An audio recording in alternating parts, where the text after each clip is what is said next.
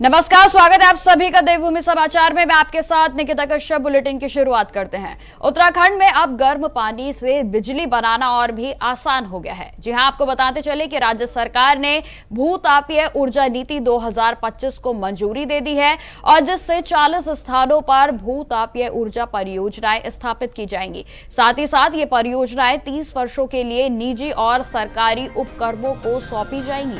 आपको बताते चले कि बद्रीनाथ और तपोवन से पहले ही सफल परीक्षण किए जा चुके हैं और इस नीति से न केवल स्वच्छ ऊर्जा का उत्पादन बढ़ेगा बल्कि ग्रीन हाउस खेती, पर्यटन और कृषि को भी बढ़ावा मिलेगा। तो साथ ही साथ आपको बता दें कि यह कदम उत्तराखंड को ऊर्जा आत्मनिर्भरता की दिशा में मजबूत बनाएगा और सतत विकास को भी प्रोत्साहित करेगा।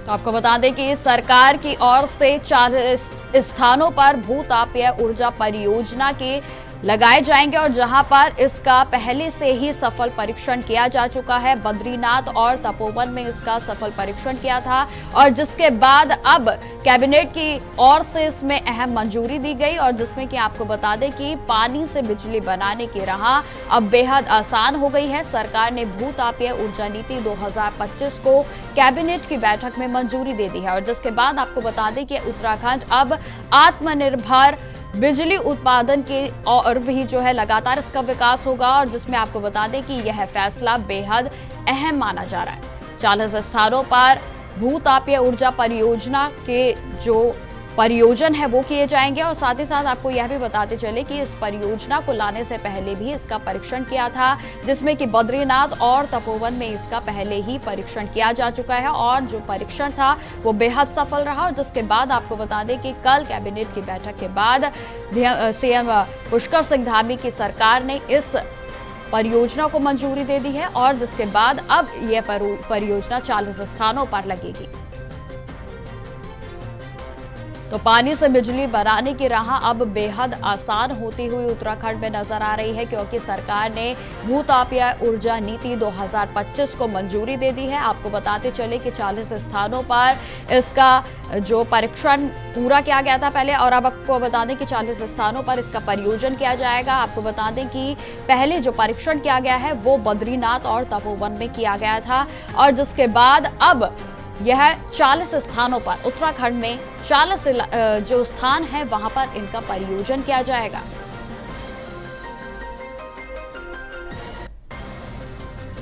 तो बिजली जो उत्पादन की राह है अब वो उत्तराखंड में आसान हो गई है। पानी से बिजली उत्पादन जो करना होता था और जिस तरीके से यह पूरी प्रक्रिया होती थी अब ये बेहद आसान होती हुई उत्तराखंड में नजर आ रही है। इस खबर पर अधिक जानकारी के साथ हमारे साथ अभय कैंतुरा जुड़ गए हैं। तो अभय, जिस तरीके से बड़ा फैसला राज्य सरकार की ओर से लिया गया है, क्या कुछ इसमें फैसले लिए गए हैं और क्या कुछ फायदे जो है वो उत्तराखंड को होंगे? देखिए, उत्तराखंड राज्य को ऊर्जा के क्षेत्र में आत्मनिर्भर बनाने के लिए राज्य सरकार ने जो कदम उठाए उन कदमों के तहत ही ये कह सकते हैं कि अब राज्य में जियो थर्मल पॉलिसी 2025 को कैबिनेट की मंजूरी यहाँ पर मिल चुकी है। इस नीति को मंजूरी मिलने के साथ ही उत्तराखंड में जो जियो थर्मल एनर्जी है जिसको लेकर लगातार विभागीय स्तर पर ऊर्जा विभाग काम कर रहा है उसको अब धरातल पर उतारने का काम यहाँ पर किया जा सकता है। ये कह सकते हैं कि राज्य भर में 40 ऐसे स्थान जिनका चयन यहाँ पर ये कह सकते हैं कि भूतापीय बिजली के लिए यहाँ पर किया गया क्योंकि जो धरती की जो गर्म पानी है या धरती का जो ताप होता है उससे ही बिजली बनाने का काम यहाँ पर किया जा सकता है ताकि उत्तराखंड ऊर्जा के क्षेत्र में आत्मनिर्भर यहाँ पर बन सके।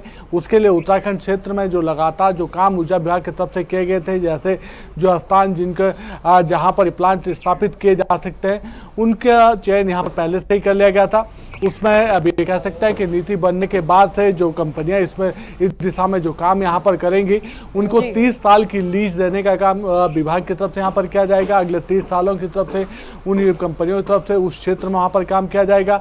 समन्वय बनाने के लिए कह सकते हैं कि यूजीवीएनएल और उरेडा जो विभाग है वो दोनों इस दिशा में काम यहाँ पर करेंगे ताकि सरकार को भी राजस्व प्राप्ति हो सके और ऊर्जा के सेक्टर में जो उत्तराखंड राज्य की जो आकांक्षा है वो पूरी करने का काम इन कंपनियों की तरफ से यहाँ पर किया जा सके। ये कह सकते हैं कि उत्तराखंड राज्य में अभी तक जो बिजली बनने का काम जो यहाँ पर हो रहा था वो पहले पानी से यहाँ पर होता था। पानी के साथ साथ ये कह सकते हैं कि गैस से बिजली बनाने का काम यहाँ पर चल रहा था, क्योंकि कोविड के बाद ये कह सकते हैं कि जो गैस आधारित जो बिजली थी उसको बनाने का काम तेज गति से यहाँ पर किया गया था। लेकिन अब ये कह सकते हैं कि जो गैस आधारित जो बिजली होती है जिसका उत्पादन यहाँ पर किया जाता है उसकी जो खर्च की जो क्षमता या जो उसकी जो सीमा होती है वो बड़ी महंगी बिजली कही जा सकती है। इसलिए दूसरे विकल्प की ओर जाने का काम ऊर्जा विभाग की तरफ से यहाँ पर किया जा रहा था। और अब ये कह सकते हैं कि ऊर्जा विभाग ने जियोथर्मल एनर्जी को लेकर जो काम यहाँ पर किया था उसकी पॉलिसी बनकर तैयार हो चुकी थी। कैबिनेट ने उसे मंजूरी यहाँ पर दे दी है और अब ये कह सकते हैं कि इस नीति के बनते ही मंजूरी मिलने के साथ ही धरातल पर जियोथर्मल एनर्जी को लेकर काम यहाँ पर किया जाएगा और उत्तराखंड में ऊर्जा को लेकर जो बड़ा स्तर पर जो काम यहाँ पर होना था वो इस सेक्टर में यहाँ पर हो पाएगा और उत्तराखंड जल्द ही ऊर्जा के क्षेत्र में आत्मनिर्भर बनता हुआ भी नजर आएगा। और जिस उत्तराखंड को पहले सिर्फ ये कह सकते हैं कि कागजों में या सिर्फ चुनावी वायदों में ऊर्जा प्रदेश का नाम दिया जाता था वो अब ऊर्जा प्रदेश वाकई बनने की स्थिति में यहाँ पर बनता हुआ दिख रहा है। जी अब बिल्कुल यह नीति जो है वो उत्तराखंड के लिए कितनी कारगर साबित हो सकती है, क्योंकि तमाम चुनौतियां भी जो है वो इस बीच आएंगी। देखिए चुनौतियां सबसे बड़ी भी इस चीज में थी अब तक कि जो पानी को लेकर जो वायुमंडलीय या पर्यावरणीय जो हलचल जो ज्यादा होती थी, क्योंकि अगर आप कोई बड़ा बांध यहाँ पर बनाते हैं तो उस बांध के बनने से पर्यावरणीय नुकसान ज्यादा यहाँ पर होता था। जो पारिस्थितिक जो चक्र होता था वो यहाँ पर बदलता हुआ नजर आता था।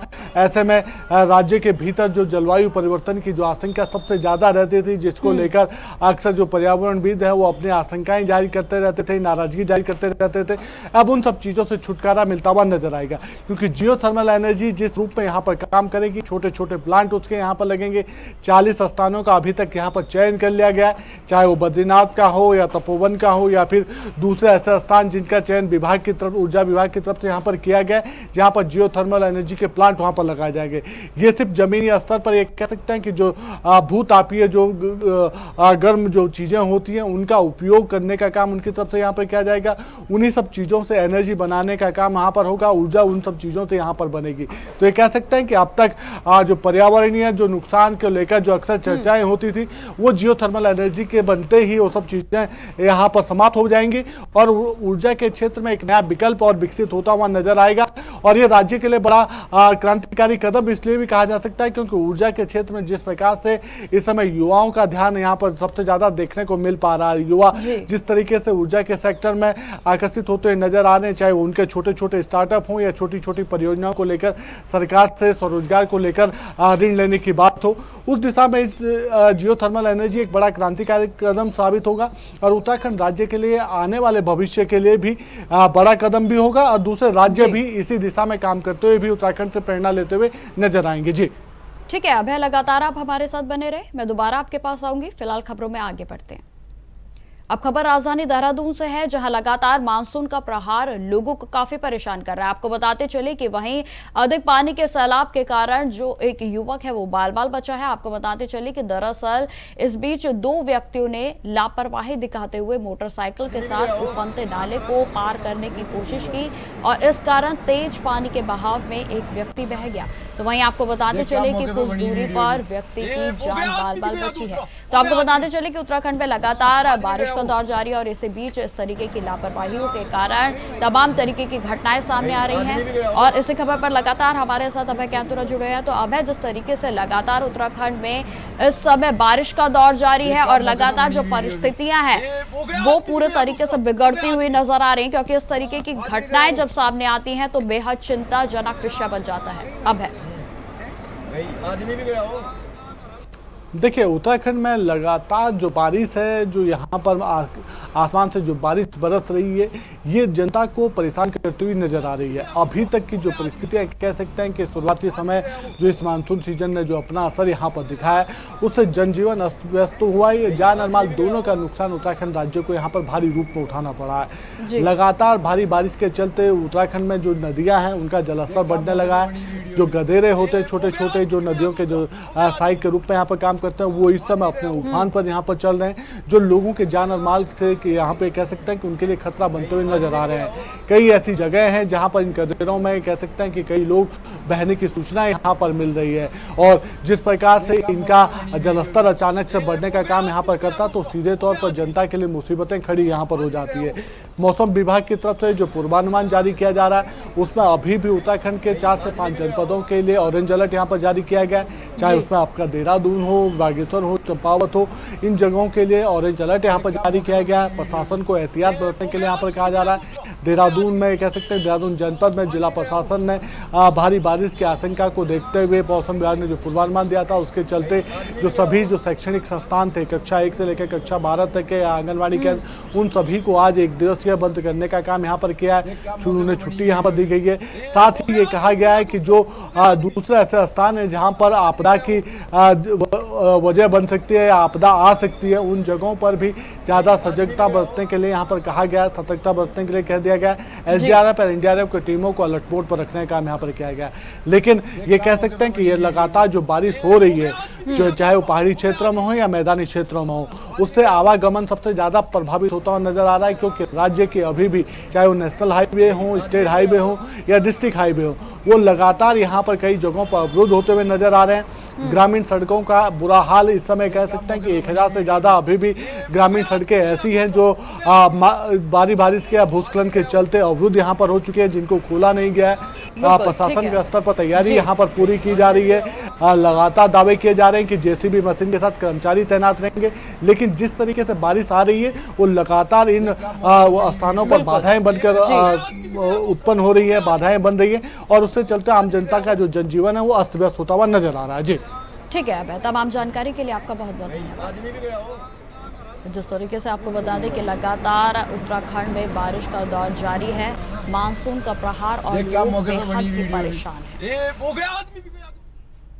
खबरों में आगे बढ़ते हैं। आप खबर रामनगर से है, जहां क्षेत्र में तेज बारिश का असर पहाड़ों और जंगलों में साफ तौर पर देखा गया। आपको बताते चले कि मोहान के पास स्थित पनियाली बरसाती नाला अचानक से उफान पर आ गया है, और जिससे वहां से गुजरने वाले वाहनों की आवाजाही कुछ समय के लिए पूरे तरीके से रोक दी गई है। तो वहीं आपको बता दें कि नाले में अचानक आए तेज बहाव ने लोगों को पूरे तरीके से हैरान भी कर दिया, और इसी दौरान एक युवक अपनी बाइक के साथ वहां पहुंचा। स्थानीय लोगों ने जब उसे रोकने की चेतावनी दी, तब तक वह बाइक समेत नाले में उतर चुका था। तो वहीं आपको बता दें कि तेज बहाव के चलते बाइक अचानक संतुलन खो बैठी और पलट गई। यह दृश्य देखकर मौके पर मौजूद सभी लोगों की सांसें थम गई, लेकिन आपको बताते चले कि तुरंत प्रतिक्रिया दिखाते हुए कुछ स्थानीय लोगों ने जान जोखिम में डालकर बाइक सवार को सुरक्षित बाहर निकाल लिया गया है। गनीमत यह रही कि युवक को गंभीर चोट नहीं आई है और एक बड़ी दुर्घटना होने से टल गई। तो वहीं आपको बताते चले कि स्थानीय प्रशासन और आपदा प्रबंधन की टीम को लगातार सूचना जो है वो दी गई थी, और जिसके बाद भविष्य में ऐसे खतरनाक स्थलों पर चेतावनी संकेतक लगाए जा सके। क्षेत्रवासियों से मांग की है कि बरसात के मौसम में नालों और नदी नालों पर सुरक्षा के पुख्ता इंतजाम किए जाएं, ताकि किसी भी अप्रिय घटना से बचा जा सके।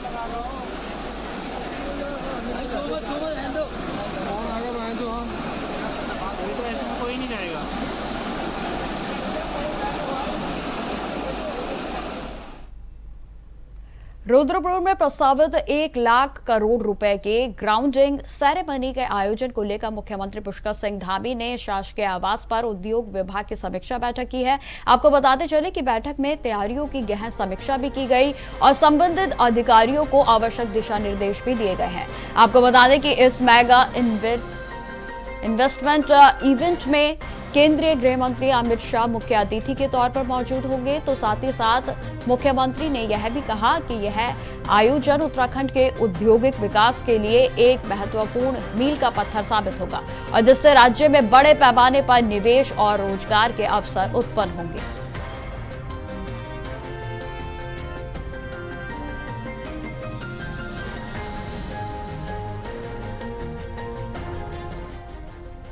खबर राजधानी देहरादून से है, जहां मुख्यमंत्री पुष्कर सिंह धामी ने मुख्यमंत्री आवास पर बद्री केदार मंदिर समिति के प्रतिनिधि मंडल से मुलाकात की और इस दौरान समिति के अध्यक्ष हेमंत द्विवेदी के नेतृत्व में चारधाम यात्रा के सफल बनाने के लिए राज्य सरकार को आभार भी प्रकट किया गया। तो वहीं आपको बताते चले कि इस वर्ष यात्रा के दौरान श्रद्धालुओं की सुविधाओं, मार्ग व्यवस्था और साथ ही साथ सरकार की ओर से प्रयास अत्यंत सराहनीय रहा।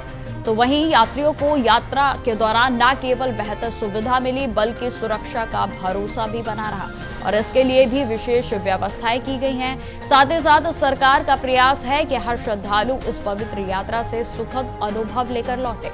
उत्तराखंड की संस्कृति एवं सेवा भावना की सकारात्मक छवि देश दुनिया में छा गई है।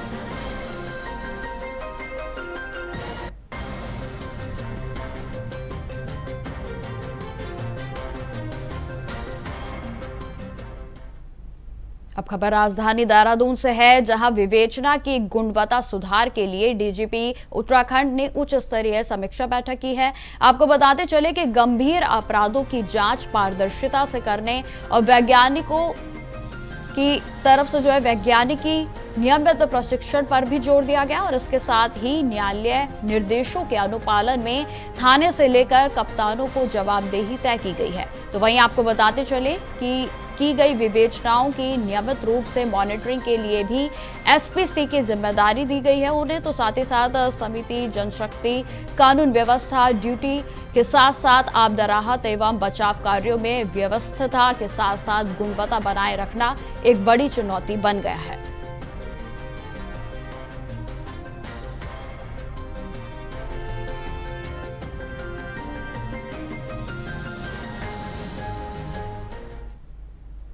हरिद्वार जैसे सभी जगहों पर महिला अपराध बढ़ने लगा, ये कहना है कांग्रेस नेत्री का। आपको बताते चले उन्होंने आगे यह भी कहा कि जिस पर रोक लगाने में राज्य पुलिस पूरे तरीके से नाकाम होती हुई दिखाई दे रही है। तो वहीं आपको बता दें उन्होंने आगे यह भी कहा कि बढ़ते महिला अपराध पर कांग्रेस ने पुलिस व्यवस्था के साथ साथ सत्ताधारी दल को भी घेरना शुरू कर दिया है। कांग्रेस नेत्री गरिमा दसोनी ने कहा कि पहले एनसीबी की रिपोर्ट में उत्तराखंड में बढ़ रहे अपराधों का ग्राफ दिखाया गया था और अब लगातार नाबालिग लड़कियों के साथ अलग अलग शहरों में अपराध हो रहे हैं। तो वहीं उन्होंने निशाना साधते हुए यह भी कहा कि अगर देवभूमि में महिला अपराध नहीं रुके तो फिर आखिर डबल या फिर ट्रिपल इंजन की सरकार का क्या फायदा।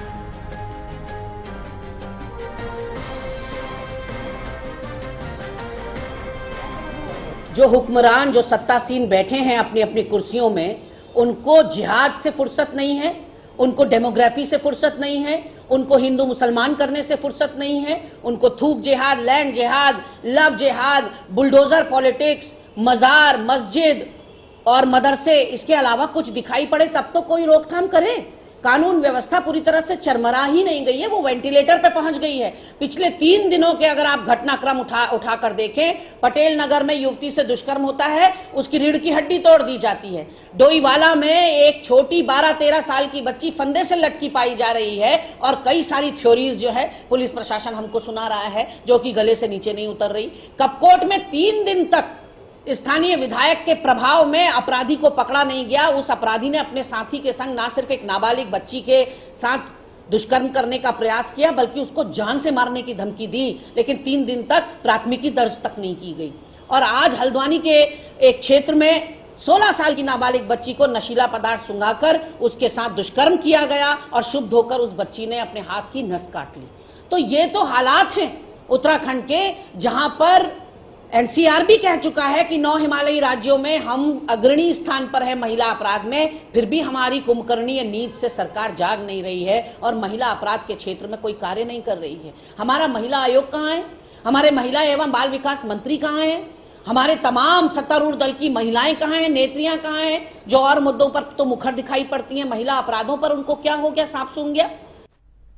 देवभूमि उत्तराखंड में धार्मिक और पर्यटन स्थलों में हुड़दंग और अराजकता करने वालों के खिलाफ अब उत्तराखंड की पुलिस के द्वारा ऑपरेशन लगाम के तहत कार्रवाई की जा रही है। आपको बताते चले कि 7 जून से शुरू हुए अभियान में रेस ड्राइविंग, स्टंट, शराब पीकर वाहन चलाने, अनधिकृत नेम प्लेट के साथ साथ हुटर और मॉडिफाइड साइलेंसर का उपयोग करने वालों के खिलाफ भी कड़ी कार्रवाई करते हुए बड़ी मात्रा में चालान काटे गए हैं। तो वहीं आपको यह भी बता दें कि गढ़वाल क्षेत्र में इस अभियान को लीड कर रहे आईजी गढ़वाल राजेश स्वरूप ने जानकारी देते हुए बताया कि एक माह में ऑपरेशन लगाम के तहत 20,650 लोगों का चालान किया गया है।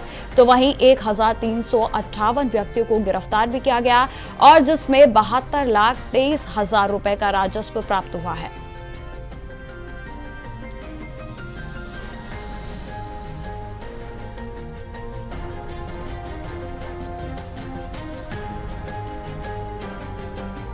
ये ऑपरेशन लगाम जो हमारा एक इन्फोर्समेंट का एक ड्राइव था, ये हमारा ऑपरेशन 7 जून को शुरू हुआ था और अभी 1 महीने तक ये ऑपरेशन लगाम चला पूरे गढ़वाल परिक्षेत्र में।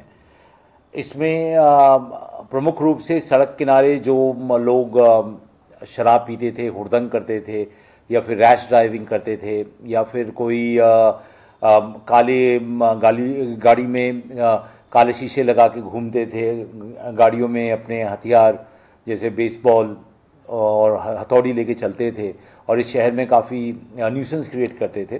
तो इनके खिलाफ में ऑपरेशन लगाम की शुरुआत की गई, जिसके अच्छे रिजल्ट आए हैं। इसमें लगभग जो सड़क पे जो शरेआम जो शराब पी रहे थे और जो मादक द्रव्यों का सेवन कर रहे थे, उनमें कुल हमने करीबन 10,000 के लगभग हमने चालान किए और इसमें जो हमने संयोजन शुल्क जो वसूला वो लगभग 29 लाख का।